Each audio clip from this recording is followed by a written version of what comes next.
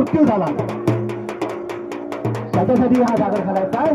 आणि आमची माणसं जागी झाले पाहिजे. आमच्या माणसांना बाबासाहेब कळले पाहिजे, महात्मा फुले कळले पाहिजे. आणि म्हणून म्हणायचंय